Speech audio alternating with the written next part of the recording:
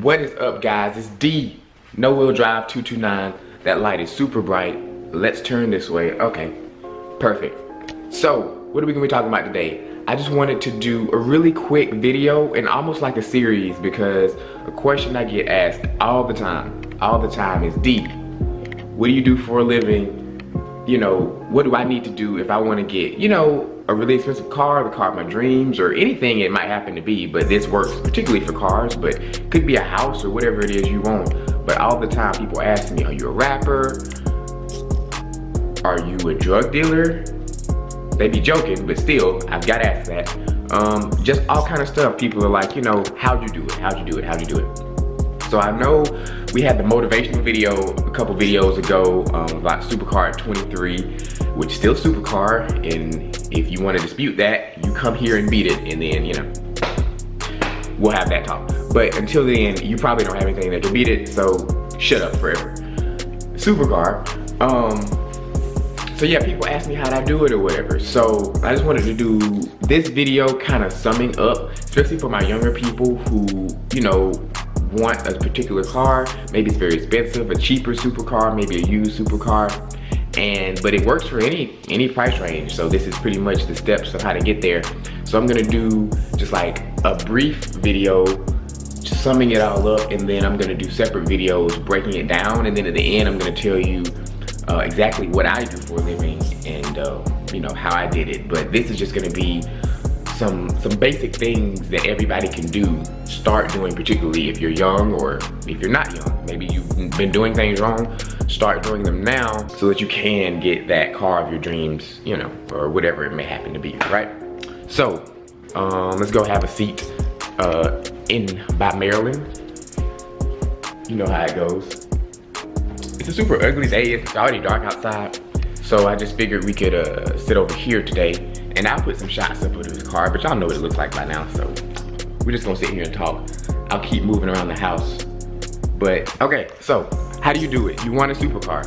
Let's say it costs $100,000. My vet happened to be 90, but let's just assume you want something that costs $100,000, right? Maybe a used supercar, maybe you want a used R8, maybe you want a used Porsche 911. You know, a lot of things are in this range. You can get some really great cars around this range, you know, between 80 and about 110. You can have as much fun as you'll ever need to have, be perfectly fine. So let's just assume this is the range you want to start in, right? Okay, so my first step, or the first rule, I would say, is going to be you have to find a way to get your income up. Because the reason I say this, if you get your income up high enough, then all the other stuff won't matter. You see what I'm saying? If your income is high enough and you can buy it cash, then it really doesn't matter what your credit is. If you make $2 million and you're buying an $80,000 car, then that just trumps everything. It doesn't matter what your credit is, doesn't matter your history, none of that matters. So that's why I put income first. A lot of people don't put income first, but it doesn't matter how good your credit is, they're still not giving you the car if you don't have the money. You see what I'm saying? So that's why I put income number one. So I'm gonna, like I said, I'm gonna do a separate video breaking down each thing of how you can get your income up. So stay tuned for that. That'll be coming out in a few days. But that's gonna be my first step, is you have to find a way to get your income up. And usually the rule of thumb is you wanna have your income at least as much as the loan amount is. So you're taking out a loan on a $80,000 car, you need to at least be making $80,000. And the higher up the car gets, then the kind of less that matters, and you can kind of make a little bit less. For instance, if you're trying to buy a $30,000 car but you only make $30,000, that's kind of a bit worse than you're trying to buy a $120,000 car and you make $120,000. You see what I'm saying? Because that $120,000 payment is gonna be about $2 grand, but you make 10 grand a month. So you see, like, that's a lot less than, you see what I'm saying? You still have 8 grand to play with here. You see what I'm saying? But whereas when you make $30,000 and then you're making that, what would that would be like a $500 payment. You don't quite have so much cushion. You see what I'm saying? So, but that's the general rule of thumb, just to keep in mind. You definitely want to aim for that. And if it's lower, like if we're still below 100,000, below 80,000, you wanna make, I would personally suggest making a little bit more, unless you're maybe still at home, or unless you have someone helping you with the bills, or that would be cutting it a little bit close for me personally. So that's gonna be the first thing we need to do, is we need to get our income up. Without income, none of this is gonna work. So like I said, I'm gonna make a separate video giving some tips of how you can make your, ways you can increase your income, how I personally did it, what I do for a living. But that's gonna be the first thing you need to do, right? Okay, say you're a young person, or you're just getting started, you have a goal that you wanna get to. The second thing you're gonna need to do is you're gonna need to have a good credit score. And so this is the next thing you need to analyze. Do you even have credit? Have you started? You know what I'm saying? Maybe you're 18, you're still in high school. Maybe, you're just getting started. So what you wanna do is, you wanna get a credit card, and you're probably gonna have to start out getting a secured one or something like that, but just get a small credit card. And then also, the biggest thing that's gonna help is to finance a car. That's what's gonna improve history. So, I would suggest starting out with, a small car, obviously one that you can afford, and that's what I did. I know my first car was an Acura. Yes, the first car that I actually bought. Obviously, my dad gave me, when I was in high school, I drove like a 94 Accord, like a tan 94 Accord to high school. But when I graduated and actually got a job, the first car I bought was a 2010 Acura TL. Love that car. I want to get another one day, but that's another story. So that's what I would suggest, is starting out getting a car loan, and that will tie into the next step. But that, in conjunction with the credit score, with the credit card, we're gonna start building our credit score. And so the most important thing here, guys, what most people don't do, and I've never realized how many people just really do have bad credit. I was fortunate enough to graduate from college when I was 19, so I had a pretty good job my whole life. Like, I've never really had to struggle. Like a lot of people do have had to struggle. I was fortunate enough. So I did not know, how many people, miss payments sometimes, are late on payments sometimes, and not even just bad people. You know what I'm saying? Just people who have life situations come up, or are just in bad situations. So definitely do everything you can to avoid making late payments, missing payments, because it takes years sometimes, guys, to come back from all that stuff, getting cars repossessed, evictions, things like this. Really try to avoid that, because if your goal is to get the car of your dreams, these things are gonna really set you back. So that's gonna be, our top priority, is to keep that credit score great. So go ahead and start it when you're young. Go ahead and get that, car payment, be paying on that every time, month on month, on time, not missing anything. And also that credit card on time, using it responsibly.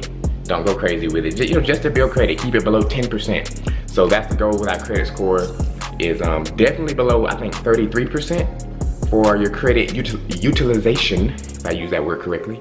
Utilization, you want to keep that below that, and that'll help your score greatly, because if it's above 33% for all your credit cards, the limit, if you've charged more than 33%, that'll greatly affect your score. So you want to keep it below 30, hopefully below 10, and you'll start out with a 700 score pretty quickly.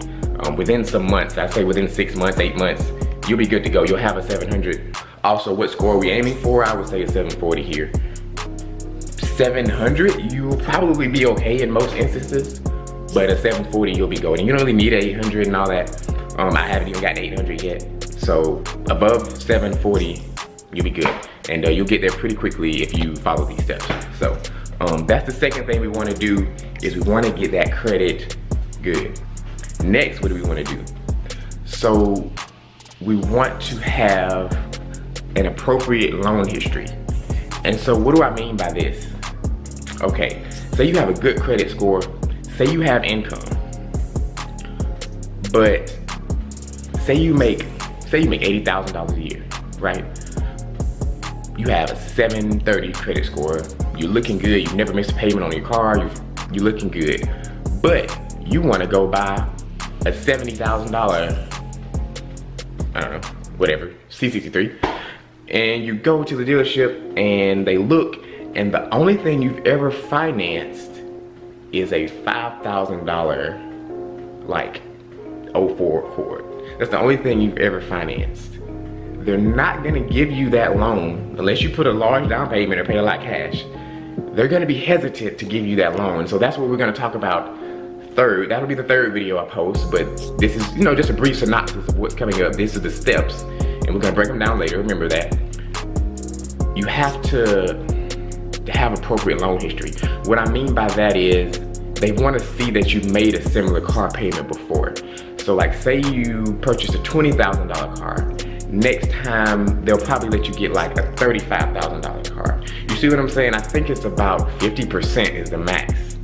Well, 150% of the last loan, if that makes sense. So 50% more is usually what they feel comfortable giving you a little extra next time. And then, you know, you can keep that car for a year, 6 months, make payments on that. They see you're gonna make that payment, and then they'll increase it again, you know what I'm saying? So you kind of have to work your way up.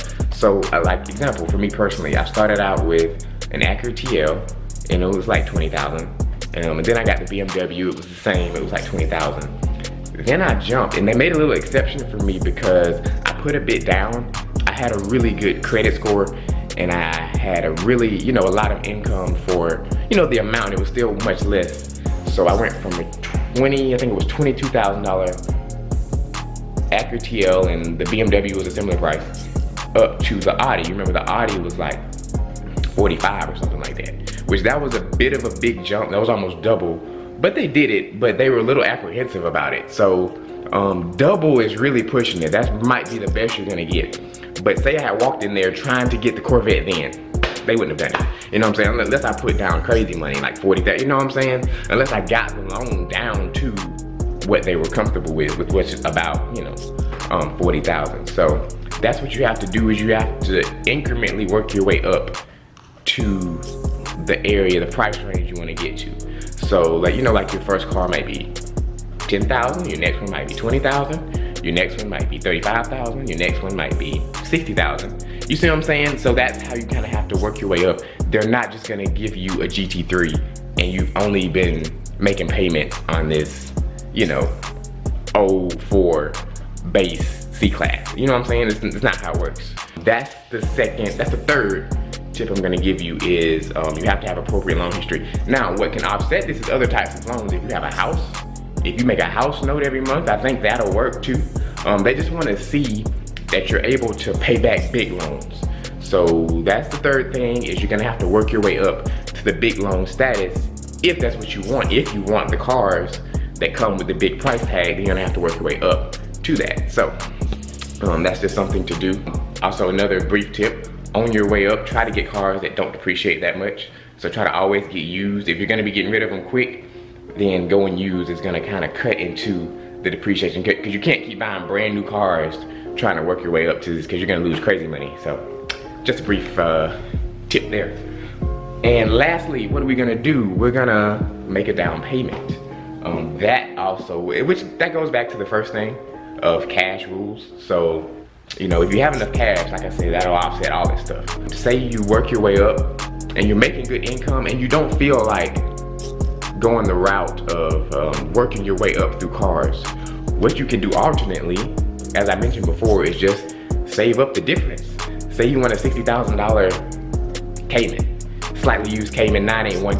I recommend that car. That car's amazing. Say you want a 981 Cayman, $60,000, but you've only financed a $20,000 car. Rather than buying cars in between, you know, if you do have that good income coming in, once again, it all goes back to good income. If you have that good income coming in, then you can just save up for a few months, go in there, put $15,000 down. Now you're at $45,000, they're like, here. Because when they see you have that amount to put down, that'll greatly help the finance process, because they're like, oh, well, you know, he's got this much to put down. We're not gonna lose that much. Say we go and repo the car right now, he's already in positive equity, right? So he's already in positive equity, so we're gonna go ahead and give him this loan. But when you don't put any money down and you're just asking them to give you 4 times as much as you've ever financed, it's not gonna work.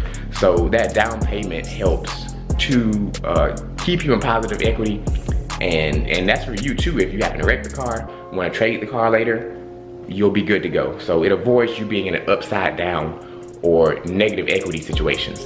How much should you put down? it depends. If you've worked your way up, you can put down nothing, because that's the reason that you're financing, is to keep your cash for yourself, especially if they're giving it to you at a low interest rate. So I usually try to put down as little as possible where I can still get the car, because I have a good credit score, so I'm gonna get low interest rates, so I wanna keep my money and just, you know, use theirs. But if you don't have a good credit score and you're gonna get a high interest, or you haven't worked your way up through similar loan amounts, then probably 20%, you should be fine. So if it's a $60,000 car, that'll be, ooh, my math is slipping, that'll be $12,000. So, you know, just save up that amount, put it down, you'll be golden, you'll be good to go.